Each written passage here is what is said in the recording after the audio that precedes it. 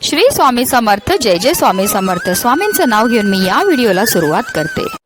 आध्यात्मिक प्रगती, उपासना आणि कोणत्याही शुभ कार्याचा श्री गणेश करण्यासाठी 18 जून 2026 रोजी एक अत्यंत दुर्मिळ आणि प्रभावी योग जुळून येत आहे. तो म्हणजे गुरुपुष्यामृत योग, जो या वर्षातील शेवटचा गुरुपुष्य योग असेल. गुरुपुष्यामृत योगाचा प्रारंभ हा सकाळी 6:04 होत असून सकाळी 11:32 असणार आहे. शुक्रवारी पुष्य नक्षत्र आलं तर त्या दिवशी गुरुपुष्यामृत योग होतो. हा योग सर्व कार्यासाठी शुभ समजला जातो. या योगावर सोने चांदी खरेदी केली अत्यंत शुभ मानले जाते. त्यात वृद्धी होते. अशुभतेपासून वाचण्यासाठी गुरुपुष्यामृत योग श्रेष्ठ आहे. पुष्य नक्षत्र सर्व प्रकारच्या कार्यासाठी अत्यंत शुभ मानले गेले आहे. पुष्याचा अर्थ पोषण करणारा, शक्ती देणारा, ऊर्जा देणारा. पुष्याचे आधीचे नाव तिष्य असे. त्याचा अर्थ आहे शुभ, सुंदर, सुख संपदा देणारा. पुष्य नक्षत्र अतिशय शुभ आणि कल्याणकारी आहे. ऋग्वेदात पुष्याला तिष्य म्हणजेच मंगलदायक किंवा मांगलिक तारा असे म्हणण्यात आले आहे. गुरुपुष्यामृत योगामध्ये माता लक्ष्मीच्या पूजनाला विशेष महत्त्व दिलं जातं. तसेच आपल्याला या पूजेसोबत लक्ष्मी स्तोत्राचे पठण करायचे आहे. असं केल्याने जीवनात सुख समृद्धी येते. लक्ष्मी देवीच्या कृपेने धनप्राप्ती होते. पैशासंबंधित काही समस्या असतील तर गुरुपुष्यामृत योगामध्ये लक्ष्मीची पूजा करावी. गुरुपुष्यामृत योगामध्ये पूजा, मंत्र, तंत्र, संकल्प, साधना, जप करण्यासाठी उत्तम आहे. या दिवशी हाती घेतलेल्या कामामध्ये यश मिळण्यासाठी आपल्याला आपल्या कुलदेवीची मनोभावे पूजाही करायची आहे. अक्षय तृतीयेप्रमाणे हा दिवस शुभ मानला जातो. या योगात तुम्ही जे काही काम करतात ते यशस्वी होते. कुटुंबाची प्रगती होते. पुष्य नक्षत्राला नक्षत्रामध्ये श्रेष्ठ मानले गेले आहे. तर गुरुवार हा बृहस्पती या शुभ ग्रहाचा वार असल्यामुळे ज्ञान, संपत्ती आणि समृद्धीचा कारक मानला जातो. पुष्य नक्षत्राचे स्वामी शनिदेव असून त्याचे देवता बृहस्पती आहे.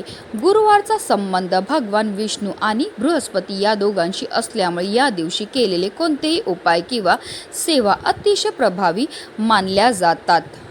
शास्त्रानुसार लक्ष्मी देवीचा जन्म याच दिवशी झाला होता. त्यामुळे संपत्ती, सौख्य, समृद्धी आणि यशासाठी हा काळ अत्यंत अनुकूल मानला जातो. आणि म्हणूनच गुरुपुष्यामृत योगामध्ये आपल्याला काही प्रभावी उपाय आणि सेवा करायच्या आहेत.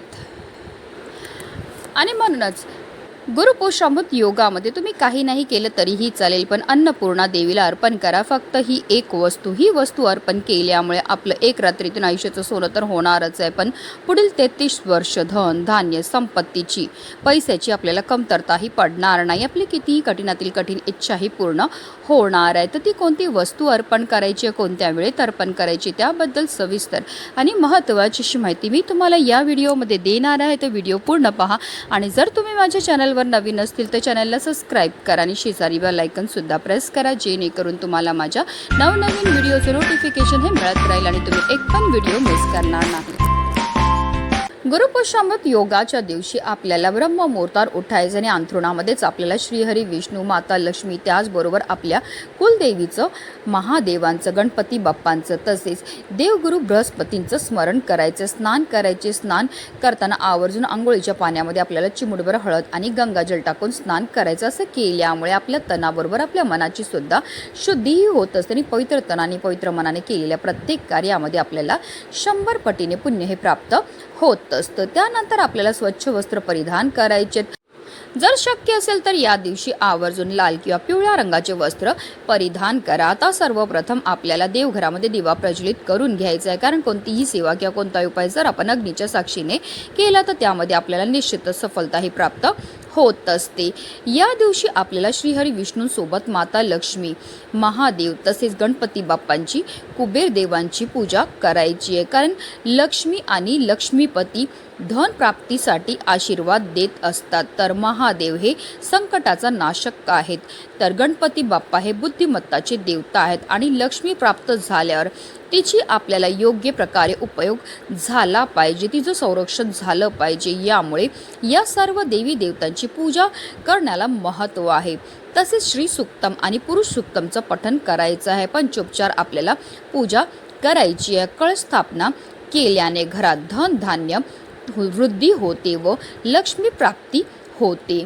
हिंदू धर्मात देवी अन्नपूर्णेला विशेष महत्त्व आहे. अन्नपूर्णा माताची अन्नाची देवी म्हणून पूजा केली जाते. देवी अन्नपूर्णेच्या आशीर्वादाने कुटुंबातील सदस्यांना अन्न मिळतं. अन्नपूर्णा माता म्हणजे साक्षात माता पार्वतीचं स्वरूप आहे. जो भक्त खऱ्या श्रद्धेने अन्नपूर्णा देवीची आराधना करतो त्याचे घर कायम धनधान्याने भरलेले असते. धर्मग्रंथांमध्ये अन्नपूर्णा देवीला अन्न, सौभाग्य आणि संपत्तीची देवी मानण्यात आले आहे. आपल्याकडे लग्न झाल्यानंतर मुलीच्या हातात अन्नपूर्णा देवीच्या मातेची मूर्ती ही देण्याची प्रथा आहे. याचा अर्थ असा होतो की ती मुलगीच्या घरी जाईल त्या घरात देवी अन्नपूर्णेच्या रूपाने घरात धनधान्याची संपन्नता व्हावी आणि म्हणूनच अन्नपूर्णा देवीची पूजा केल्याने घरामध्ये सुख, समृद्धी, सौभाग्य नांदतं, जीवनात आनंद येतो. घरात अन्नपूर्णा मातेची मूर्ती असल्याने घरातील वास्तुदोष तसेच सर्व प्रकारची नकारात्मकता सुद्धा दूर होते.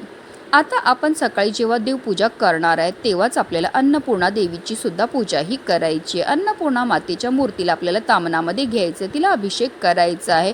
प्रत्येक पळी पाणी अर्पण करताना आपल्याला अन्नपूर्णा मातेच्या मंत्राचा जप हा करायचा आहे किंवा तुम्ही अगदी अन्नपूर्णा स्तोत्राचं पठण सुद्धा करू शकतात किंवा ओम अन्नपूर्णाय नमः या मंत्राचा आपल्याला जप हा करायचा आहे. जलाभिषेक करून झाल्यानंतर अन्नपूर्णा मातेच्या मूर्तीला आपल्याला स्वच्छ पुसून घ्यायचं आहे. आपल्याला एक तामण घ्यायचं, तामणामध्ये आपल्याला हळद आणि कुंकूने एक स्वास्तिक काढून घ्यायचं आणि त्या स्वास्तिकवर आपल्याला हळद कुंकू अक्षता अर्पण करून घ्यायचेत. आपल्याला अन्नपूर्णा मातेच्या मूर्तीला त्यावर ठेवायचं आहे. आता अन्नपूर्णा मातेच्या मूर्तीला आपल्याला हळद कुंकू अक्षता धूपदीप अगरबत्ती दाखवून घ्यायची आणि जी वस्तू अन्नपूर्णा मातेला अर्पण करायची ती म्हणजे हळद.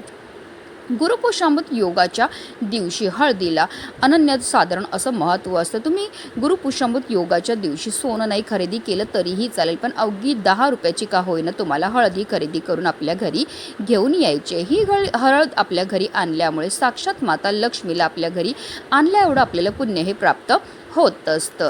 आणि जर गुरुपुष्यामृत योगामध्ये अन्नपूर्णा देवीला हळदीचं अर्चन केलं तर त्यामुळे आपल्याला सोन्याहून वस्तू, मौल्यवान वस्तू देवीला अर्पण केल्याचं पुण्य हे प्राप्त होत असतं. आता आपल्याला एक वाटीभर हळद जी आहे ती घ्यायची आहे. ज्याप्रमाणे आपण कुंकुमार्चन करतो त्याचप्रमाणे आपल्याला हळदीचं अर्चन हे करायचं. पण हे अर्चन करायची पण एक विशिष्ट पद्धत आहे. आपल्या उजव्या हाताचा अंगठा, त्याचबरोबर मधलं बोट आणि करंगळी शेजारीचे जे बोट असतं ज्याला अनामिका म्हणतात, या 3 बोटांनी आपल्याला हळदीचं अर्चन जे आहे ते करायचं. अर्थात काय तर आपल्याला मृगी मुद्रेने हे अर्चन करायचं आहे. हे अर्चन तुम्हाला देवीच्या पायापासून तिच्या मस्तकापर्यंत करायचं आहे किंवा तुम्ही डायरेक्ट देवीच्या डोक्यावर सुद्धा अर्चन करू शकतात. आपल्याला 108 वेळा अन्नपूर्णा मातेच्या नामाचा जप करायचा आहे आणि हे हळदीचं अर्चन जे आहे ते करायचं. प्रत्येक वेळी जे आपण अन्नपूर्णा मातेच्या मूर्तीवर हळदीचं अर्चन करणार आहे ते आपल्याला ओम श्री अन्नपूर्णाय नमः या मंत्राचा जप हा करायचा. अगदी तुम्ही अन्नपूर्णा स्तोत्राचं पठण करत सुद्धा हे अर्चन केलं तरीही चालणार आहे. जेव्हा आपण देवीला हळदीचं अर्चन करतो त्याचबरोबर मंत्राचा जप करतो त्यामुळे ही हळद जी आहे ती अभिमंत्रित होती आणि अशा अभिमंत्रित हळदीमध्ये आपल्याला अन्नपूर्णा मातेच्या मूर्तीला संपूर्ण दिवसभर, संपूर्ण रात्रभर ठेवायचं आहे. आता आपल्याला अन्नपूर्णा मातेला मनोभावे हात जोडायचे, प्रार्थना करायची. आपल्या आयुष्यामध्ये असणारी जी संकट आहे, दोष आहे, दारिद्र्य ते दूर करण्याकरता मनोभावे प्रार्थनाही करून घ्यायची. दुसऱ्या दिवशी आपल्याला काय करायचं, सकाळी लवकर उठायचं आहे, स्नान करायचे, देवपूजा करून झाल्यानंतर आपल्याला अन्नपूर्णा मातेच्या मूर्तीला हळदीतून बाहेर काढायचं. अन्नपूर्णा मातेला स्वच्छ करून पुन्हा त्यांना तांदळामध्ये आपल्याला ठेवायचं आहे आणि आपल्या देवघरामध्ये नेऊन ठेवायचं आहे. आता जी हळद आहे तिला आपल्याला एका डब्बीमध्ये भरून ठेवायचं आहे, कारण या हळदीवर आपण अतिशय उच्च कोटीची सेवा केली आहे, त्यामुळे ही हळद जी आहे ती अभिमंत्रित होते आणि त्यानंतर आपल्याला दररोज ही हळद जी आहे ती आपल्याला आपल्या कपाळावर लावायची. तसेच आपल्या कुटुंबातील जे पण सदस्य आहेत ते नोकरी, व्यवसाय किंवा शिक्षणानिमित्त बाहेर जात असतील तर त्यांच्यासुद्धा कपाळावर आपल्याला ह्या हळदीचा टिळा हा लावायचा. अशी ही अभिमंत्रित हळद आपल्या कुटुंबातील प्रत्येक सदस्याच्या कपाळावर लावल्यामुळे आपल्या कुटुंबातील प्रत्येक सदस्याला भरभरून यश हे प्राप्त व्हायला लागतं. म्हणूनच व्हिडिओ जास्तीत जास्त लोकांपर्यंत शेअर करा. श्री स्वामी समर्थ.